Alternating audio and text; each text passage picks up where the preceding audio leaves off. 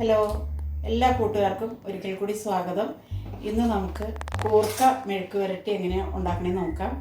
അപ്പോൾ അതിലേക്ക് ഞാൻ കൂർക്കയുടെ തൊലി എളുപ്പത്തിൽ എങ്ങനെ കളയാമെന്ന് നമുക്ക് നോക്കാം കേട്ടോ. അതിന് വേണ്ടിയിട്ട് ഞാനിവിടെ ഒരു സഞ്ചി എടുത്തിട്ടുണ്ട്. അപ്പോൾ സഞ്ചിയിലേക്ക് ഇട്ടിട്ട് നമുക്ക് പതുക്കെ അത് മുട്ടി എങ്ങനെ കളയുമെന്ന് നമുക്ക് നോക്കാം. അപ്പോൾ വീഡിയോയിലേക്ക് കിടക്കാം. എല്ലാവരും വായും മതി.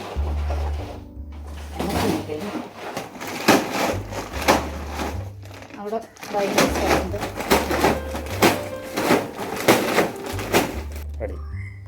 അപ്പോൾ ഇതിങ്ങനെ മുട്ടിയ കൂർക്ക നമുക്ക് ഒരു മുറത്തിലേക്ക് ഇട്ട് നോക്കാം കേട്ടോ. ഇതെങ്ങനെയായി കണ്ടോ? അപ്പോൾ ഇതെല്ലാം പോയിട്ടുണ്ട്. ഇത് നമുക്കൊരു പാത്രത്തിലേക്ക് ആക്കി വൃത്തിയായിട്ട് കഴുകിയെടുക്കാം.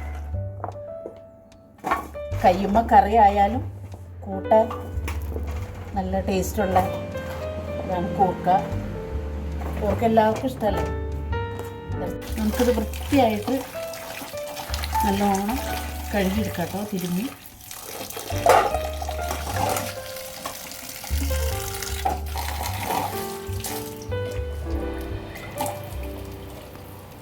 അപ്പം ചാക്കിലിട്ട് ഞാൻ തല്ലി എല്ലാം വൃത്തിയാക്കി കേട്ടോ. എല്ലാം തന്നെ പോയിട്ടുണ്ട്. എന്നാലും നമുക്കൊന്ന് കത്തിയും കൊണ്ട് ഒന്ന് ചരണ്ടി അതിൻ്റെ നാരൊക്കെ ഒന്ന് കളഞ്ഞ് കട്ട് ചെയ്ത് എടുക്കാം. ഞാൻ ശരിക്കും അലമ്പി കഴുകിയതാട്ടോ അത്. അപ്പോൾ ഞാൻ കൂർക്ക നന്നായിട്ട് വൃത്തിയായിട്ട് കഴുകി എൻ്റെ തൊലിയെല്ലാം കളഞ്ഞ് എടുത്തിട്ടുണ്ട്. കണ്ടോ? എല്ലാം ക്ലീനായിട്ട്. അപ്പോൾ എൻ്റെ വീഡിയോ എല്ലാവരും ഇഷ്ടപ്പെട്ട ഷെയർ ചെയ്യുക, ലൈക്ക് ചെയ്യുക. കയ്യിൽ കുറച്ച് കറിയൊക്കെ ആയിട്ടുണ്ട് കേട്ടോ. എന്നിരുന്നാലും സാരമില്ല. അപ്പോൾ നമുക്ക് കൂട്ടുമ്പോൾ അതൊക്കെ മാറുമേ.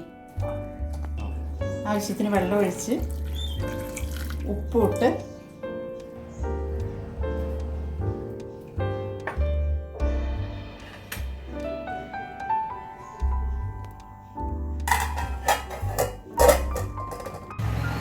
എന്തായാലും നമുക്ക് നോക്കാം കേട്ടോ. ഒക്കെ വെന്തിട്ടുണ്ട്. എൻ്റെ വെന്തു.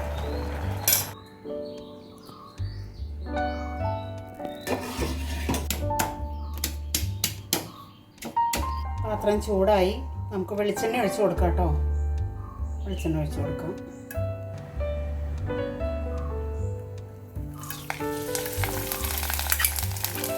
ഉള്ളി, വെളുത്തുള്ളി. കൂർക്കയ്ക്ക് വെളുത്തുള്ളി അധികം വേണം കേട്ടോ. വെളുത്തുള്ളി ഇട്ടാലാണ് കൂർക്കയ്ക്ക് നല്ല ടേസ്റ്റ് ഉണ്ടാവും. ഇടിച്ച മുളക് ഇട്ട് കൊടുക്കാം കേട്ടോ.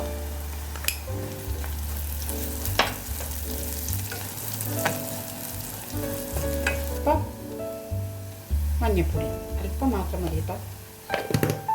കൂർക്ക ഇട്ട് കൊടുക്കാം. ഉണ്ടോ?